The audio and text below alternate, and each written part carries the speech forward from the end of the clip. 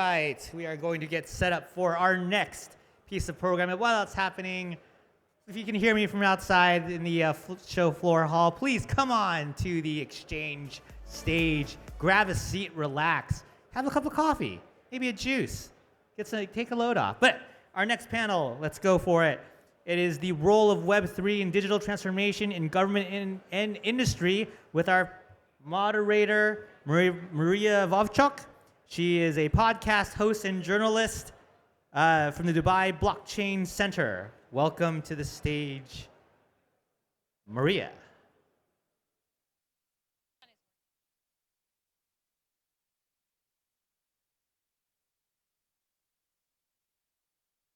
One, two, three.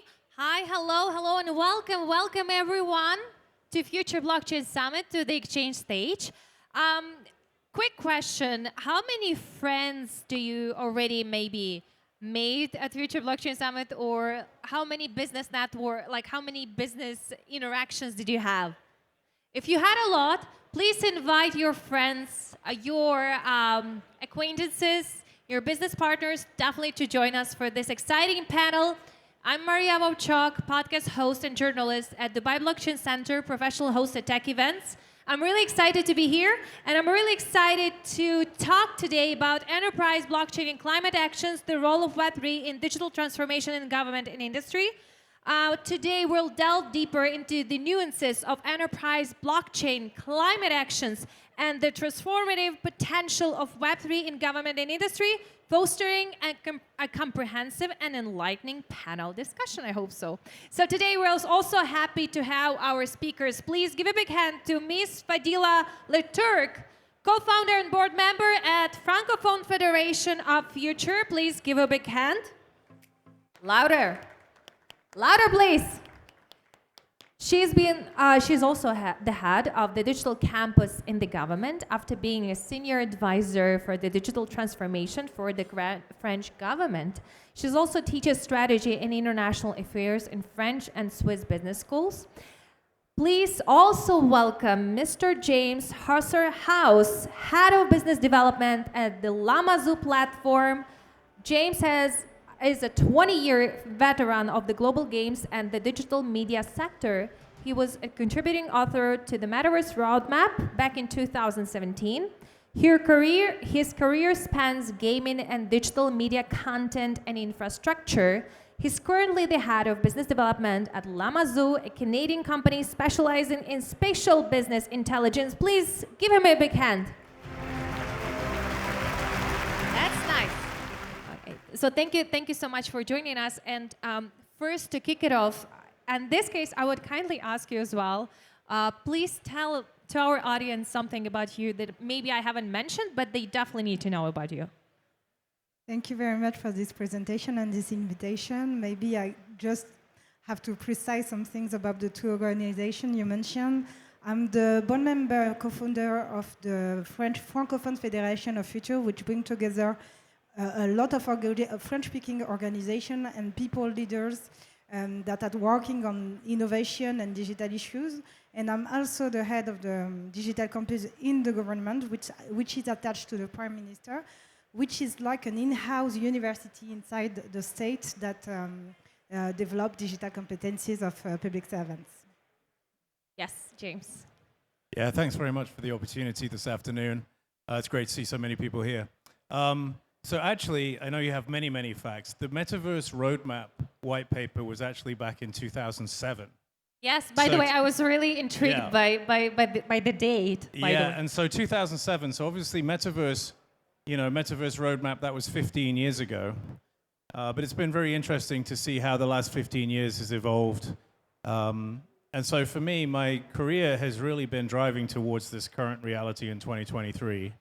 And a lot of that has been massively multiplayer online gaming, which is really about a shared digital space, digital identity, and all these kinds of things. And so, yeah, for me, this convergence that we're seeing here, all of these different Web3 technologies, and maybe we'll go into some of the differences between Metaverse and similarities between Metaverse and Web3 during the session. But it's very interesting as an ex-games guy, just how much game technology is really underpinning almost everything that you see out here in the halls. Yeah, so I'll start off by saying how proud I am to be an ex-video games guy. By the way, James, in this case, because as I said, I was intrigued that already there was Metaverse Map back in 2007. But if you go like back in history, we will realize that Metaverse is not something really fresh. So can you please share us the vision of Metaverse roadmap that was back then in 2007? Yeah, sure. It's definitely interesting to reread some of the predictions that we made back in 2007, because I think we got a fair amount correct and we certainly got a fair amount wrong. And I think, you know, the key things that we were not necessarily correct on was the speed of the convergence and now this sort of exponential growth factor which is happening. I think we foresaw the requirement for ubiquitous compute, for example, cloud systems. We saw that the soft currency and digital currency that was available in massively multiplayer online games and online gaming at the time, and obviously right around the dawn of free-to-play, we kind of saw that as the precursor to decentralized currencies, like obviously, you know, Bitcoin itself. You know, the chairman of the Bitcoin Foundation, Brock Pierce, was an ex-games guy as well. So the direct link between a lot of what was going on in gaming and what we see now was definitely present. I think we really did see that there would be a decentralized system, which I think is probably the key piece of Web3 rather than Metaverse. You know, Metaverse has to do with that spatial visualization, and usually it is decentral and it is interoperable, and so there's a lot of Web3 component that is available in Metaverse and vice versa. Yeah, so I think the sort of decentral, distributed network, trustless, interoperability, and all of these pieces that you see now as the key tenets of Web3, we probably were pretty accurate in terms of predicting those, even if we didn't necessarily get the right time frame. Yes, the only thing we won't have enough time to discuss interoperability, but I was just wondering, in few words, how was it tackled, if there was mentioning about that in the Metaverse roadmap, if we're talking about different blockchain platforms? Yeah, really quickly, because I don't want to, but I do think interoperability is important in modern governance. Yes, and by industry. the way, we'll get back to that right now. Yeah, for sure, right. So I mean, I think we did talk a little bit about sort of this idea of assets that would be transferable between games. And personally, I get very bored of people talking about being able to use one sword in one game and a different sword in the same sword in a different game, because that's not what we really mean by interoperability. It's the exchange through the blockchain that allows the value to be preserved across, or identity to be preserved across different experiences, right? Thank you.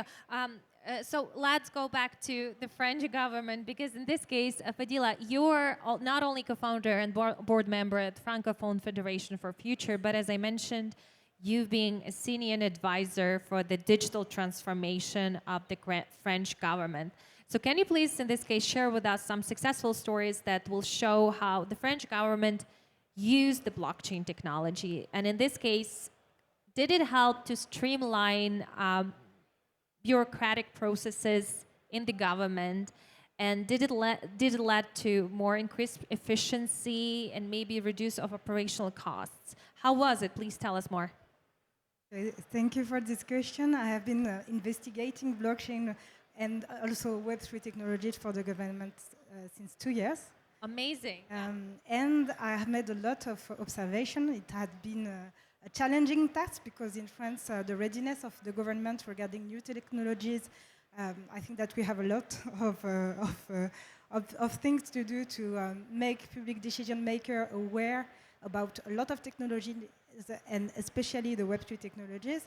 And maybe I think that it's important to make an overview about the Web3 ecosystem here in France, because I think that you know that the Web3 ecosystem is very active internationally, the French Web3 ecosystem, but it's an economic ecosystem. And the adoption of Web3 technology by the governance, we are starting to make it, but it goes slowly and not as not as fast mature. As yes. what you would expect. Yeah, like the Web3, the ecosystem in the economy. And regarding the government started working on Web3 issues through cryptocurrencies, but in the role of a regulator and not a role of adopter of cryptocurrencies. And regarding blockchain and metaverse, we are starting since like 3 years exploring this topic, experimenting this topic. I have some use case to present to you. For example, the the French Ministry of Higher Education have made in one university in France. We have like more than 100 universities in France. I have made an experimentation on the blockchain diplomas, and it shows a lot of benefits regarding the security of students' identity, etc. But we struggle to widespread the technology in all the universities. So it's a big challenge for us. We also have another use case. A lot of cities try to implement electronic vote with the blockchain technology.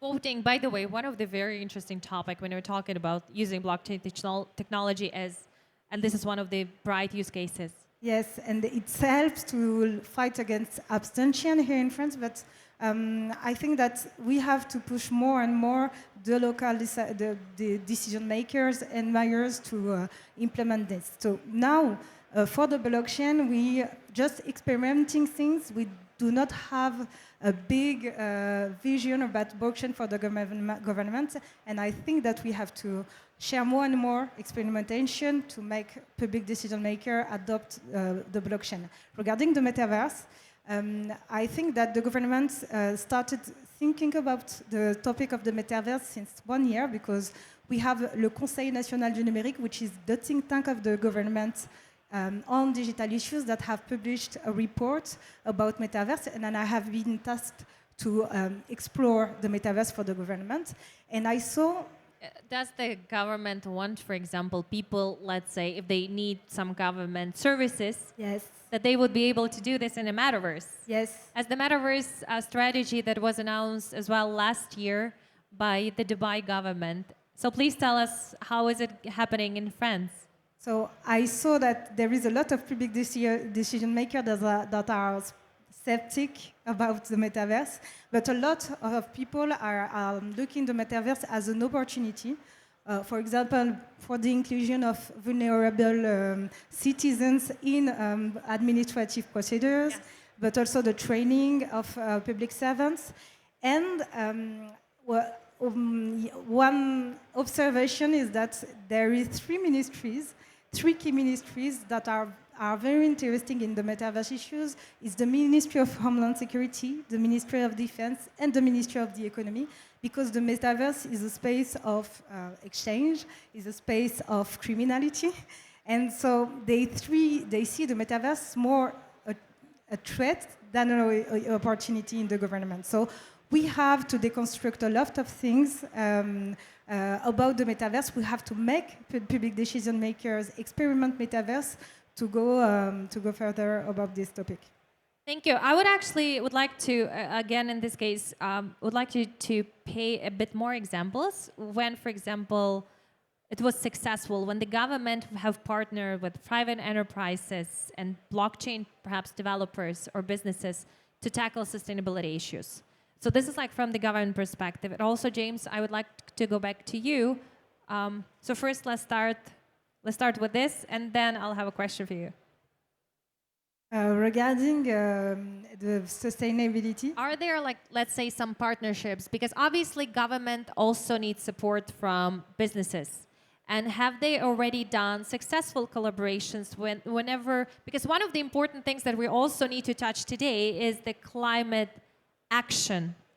So how, for example, maybe using blockchain technology, working with blockchain companies, perhaps, the French government have been trying to tackle sustainability issues? Regarding the blockchain and Web3 and the sustainability issues, there is a lot of initiative, but not from the government, from the citizens, from the civil society.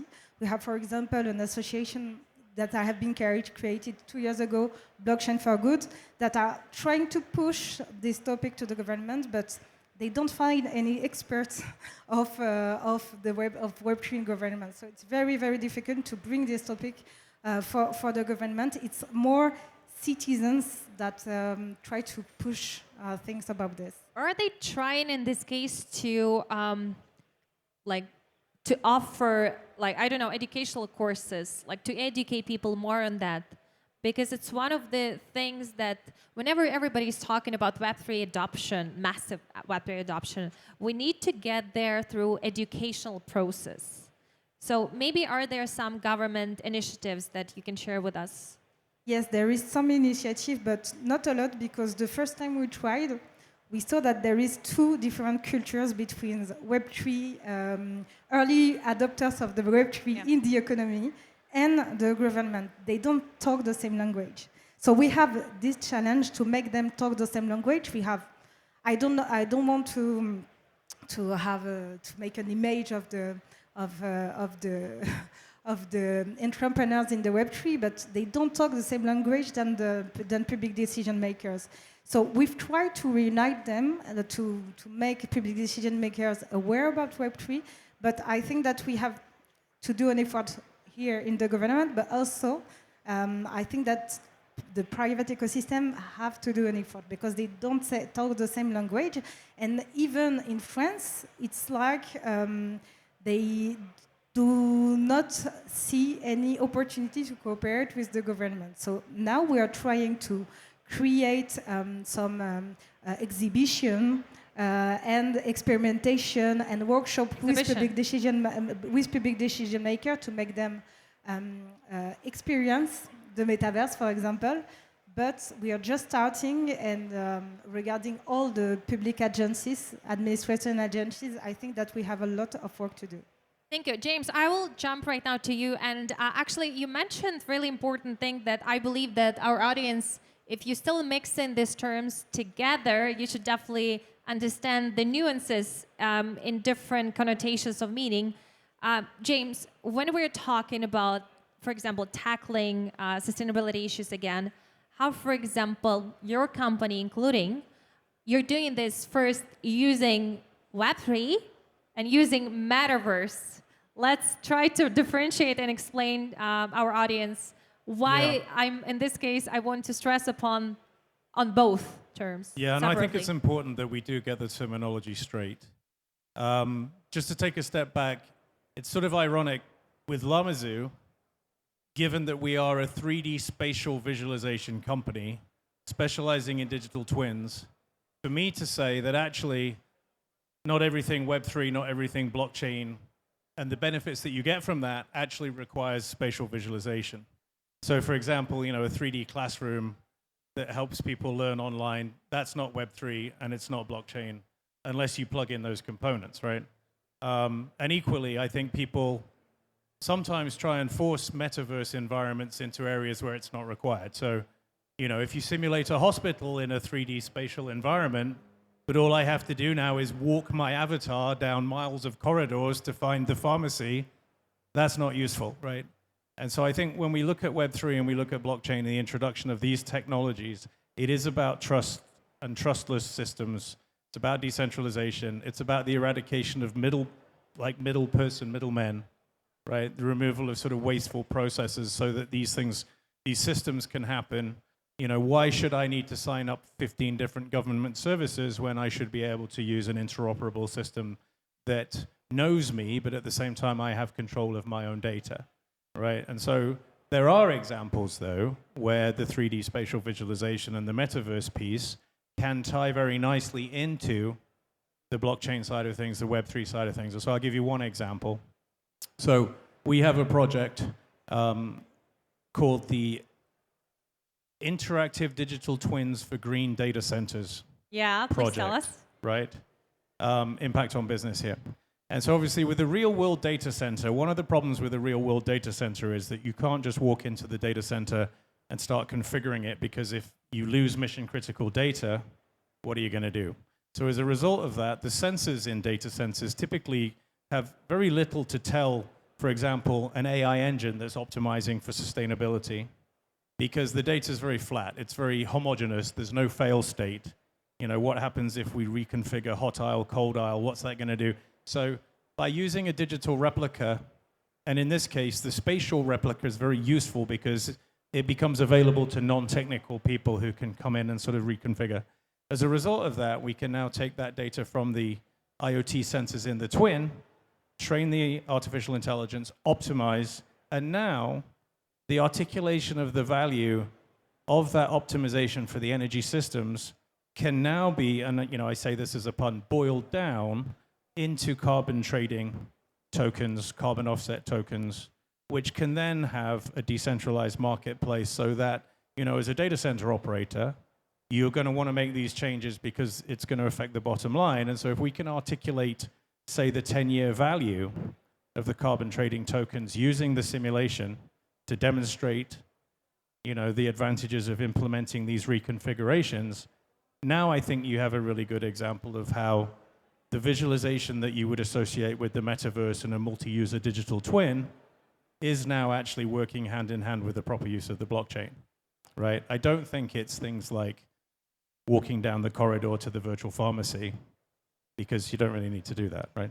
Thank you so much, James. I promise that I will give, unfortunately, we're really pressed for time, and we will definitely continue. But I promise that I will give one answer. I'll give one question, and one question from the audience. Okay, we'll have time only for one question, unfortunately. I know, Walid, that you would want to ask as well, probably, but we can definitely talk after our panel. We have one question in the audience, so can you please give the mic? And only one this time.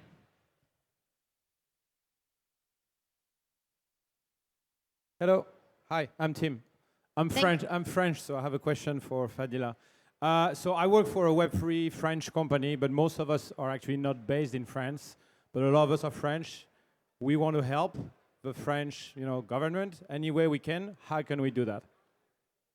I think that you have to train a lot of public civil servants and to find the people that want to change the government, to change the public service, to change the public action. It's very, very important. So let's talk. Yeah, let's talk. Thank you so much. Please give a big hand to our amazing panelists today. Fadila Leturcq, co-founder and board member at Francophone Federation for Future, and James Hursthouse, head of business development, LlamaZOO Interactive Inc. Please be louder. Thank you. I'm Maria Vovchok. I'm here with the Dubai Blockchain Center. If you have any questions for me, we can discuss it later. Thank you. Awesome.